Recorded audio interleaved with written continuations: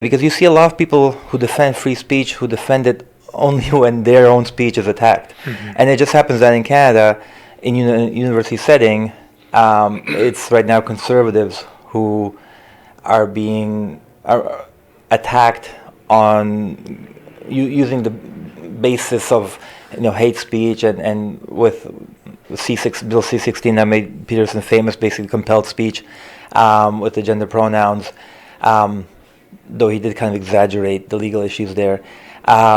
So I think it's only free speech when you're defending the speech of people with whom you disagree. If you're defending the free speech of people with whom you agree, you're defending that position, not necessarily the right to repulsive speech or speech that you disagree with. But in terms of how, what I think is the biggest flaw in Peterson's kind of intellectual structure is, if you listen to him talk, almost always he uses the phrase postmodern Marxist or postmodern neo-Marxist. And that's such a weird oxymoron to me. Postmodernism is extremely difficult to define because by its own precepts, it avoids grand narratives. It's a set of rhetorical and strategic and critical tools that are used to weaken or destabilize concepts. It's a tool, but a lot of postmodernists wouldn't even accept it as a tool because they don't want any kind of firm ism in postmodernism. So there's no postmodernist on the planet that I know of that will self-identify as a postmodernist, because it's basically an extension of modernism that seeks to get away from grand narratives. And Marxism is the grandest narrative. It's this incredibly structured approach to history that the end result is the socialist utopia of Marxism and stuff like that. If you look back at the history of how these concepts were created, modernism was a reaction against tradition, and Jordan Peterson is very much about bringing back tradition. So modernism basically said, let's do away with tradition. Let's create. A good example would be Picasso. Picasso broke down perspective. He got away from traditional representational paintings of landscapes or a woman, and said, well, why do I need to look at a woman's face from one perspective? Why can't I look at it from three perspectives at once? So Picasso is a very good example of a modernist painter. All abstract art, books that get away from kind of the standard plot, surrealist books, those are all considered modernist. If you look at, and they have different strands, of course. It's not a simple, unified idea. The French and the Italians and stuff, they all go in slightly different directions. And same with postmodernism. When postmodernism is basically an extension of modernism in some ways, but it's a rejection of the. So the way that modernism attacks tradition, postmodernism extends that to attacking any grand narrative, any kind of. So in France, which the French were obsessed with structural ideas, it became about using those structures to critique themselves. In Italy, it became about using aesthetics in place of reason or along with reason. And the idea is that once you do away with grand narratives, all you're left with is these individual little moments that have meaning. So it's a very complicated idea, and it's basically, even reading someone like Derrida, he refuses to define his own terms, because he says the moment they're defined, they become a concept. And the whole thing started with Nietzsche, which again is weird because Jordan Peterson calls himself a Nietzschean. Nietzsche, following Kant, had this idea: you can't know things in themselves. You can't know a coffee cup as a thing. You can only know a representation of it. Similar in some ways to Buddhist ideas. Right. So Nietzsche said you can't know things in themselves. You can only know metaphors or images or representations of things. Nietzsche went on to say things like truth. Can you break that down a little bit? Like, what does that mean? Like, does that mean that like you can have a coffee cup and you have an idea of what a coffee cup is, but you don't know exactly what that is because you can't break it down to like the nuances of what makes a coffee cup a coffee cup? Is that what you're talking about? Is that the right interpretation of that? Partially, but it's also an issue of mediation. So I can only see I can see within a limited range of vision. I have a limited ability to see what's actually here, in terms of wavelengths of light or whatever. This wouldn't be the way he analyzed it. But it was more about, it's a representation in my head of a coffee cup. It's also influenced by the fact I've seen a million coffee cups before, so I can no longer see this one purely because I'm shaped by all these. So I have a metaphor. So what I'm looking at here is a metaphor of a coffee cup that's shaped by a lifetime of other coffee cups that I've seen. Yeah. And so Kant was the first one to come up with this idea that you can't know a thing in itself. You can only know your own mental representation of it. Right. But Kant still followed these Platonic ideals, the idea that there is an abstract, unified coffee cup in everybody's head.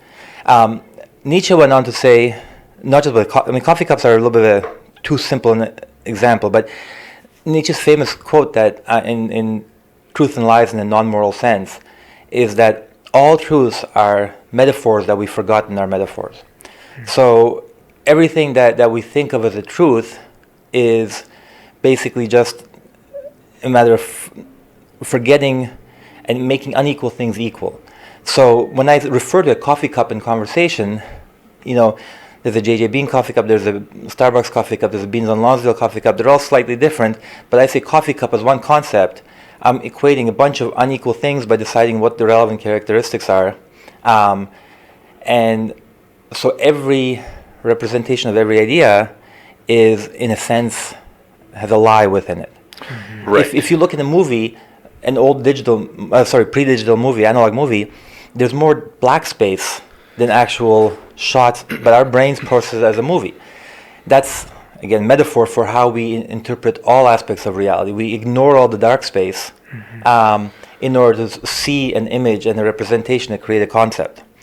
And so that became the first kind of breaking down of traditional notions of reality. So traditionalists believed reality was very kind of blocky and simple, and there was a coffee cup and there was a person, and I that was acting on it.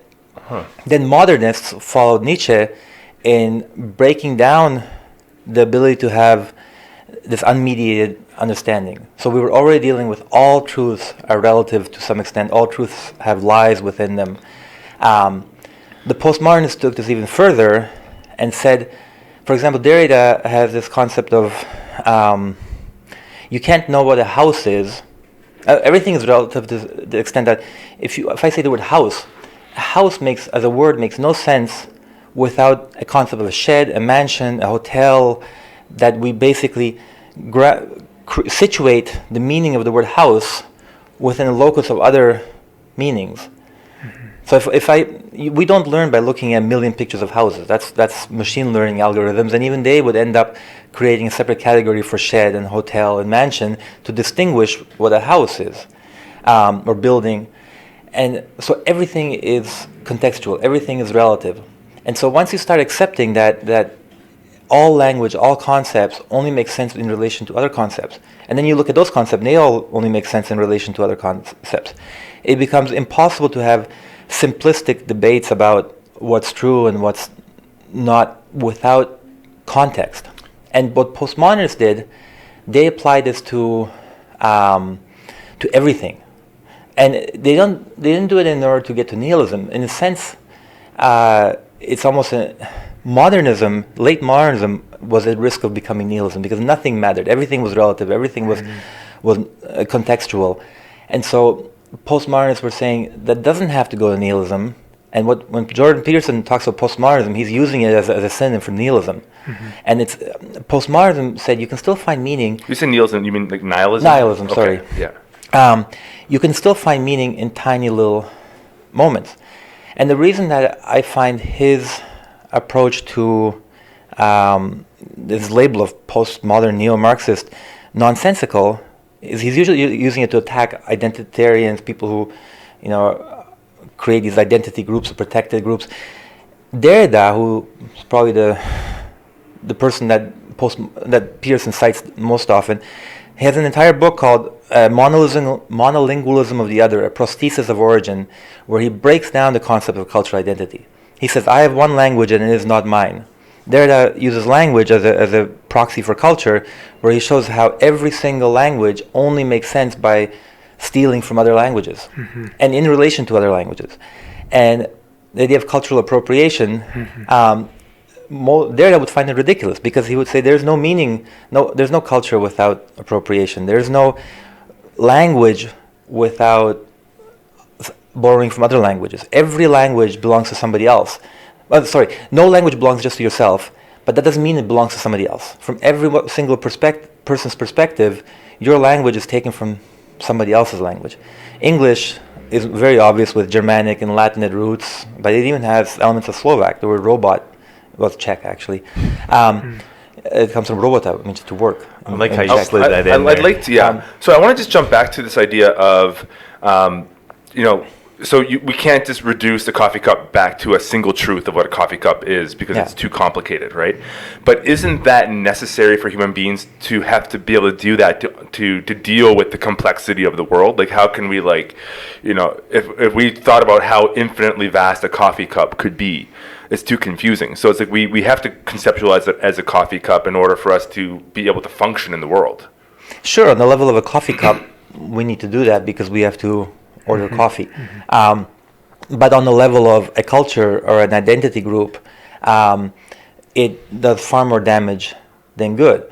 So when you start talking, on the way here, I passed a homeless guy who looked like a university professor, white-haired, actually quite clean. Somebody would say, he white male, he must have white privilege. And this guy's begging for money, he doesn't have, he's homeless. So for me, it's very hard to think about white privilege when I see a homeless guy and apply it to him. So once you start creating these generalizations, which the identitarian left loves to do, this is like what Joe Rogan calls toxic tribalism. Right. It's toxic because it's not true. You can't create a circle around a million people, a billion people, or even two people. Because everyone's an individual. Everybody's an individual. Yeah. Now, what Jordan Peterson focuses on is that the postmodernists often went beyond that and started breaking down even an individual. So when you were talking about Mike was talking about doing his personality test, I asked which Alexander Boldazar should do the test. I was joking, because the postmodernists did go even beyond the individual. For me, for my own politics, I would stop at the individual, but I recognize that there's a lot of value in, I would answer that personality test in a completely different way if I were in my jiu-jitsu dojo, or if I were with my partner, if I were with my son. My levels of agreeableness, for example, would be much higher if my son is sitting in the same room, because it's triggering a different driver. And on a neurological, biological, it's funny because Jordan Peterson attacks people for ignoring evolutionary biology, but it's been pretty well established in neurology that our brains don't work with one identity that is kind of essentialized and goes through life. It's triggered by context. Not 100%, not you're a drastically different person, but you are a subtly different person in every situation in life. So if I'm in my role as father, I'm going to be a different personality slightly than in my role on the mats with a bunch of jiu-jitsu guys where we're trying to strangle each other. And that's pretty well established, and in a sense that's a lot of what the postmodernists were saying. They were breaking down identity, that it is partially socially constructed. That doesn't mean it's fully socially constructed. And again, even within the postmodernists, there are a lot of different people, and there are people like Lacan, who was basically a Freudian, and he's the one that's been used by a lot of the kind of the gender warriors, because for him everything was a phallus. But that didn't come out of his being a postmodernist. It came out of him being a Freudian postmodernist.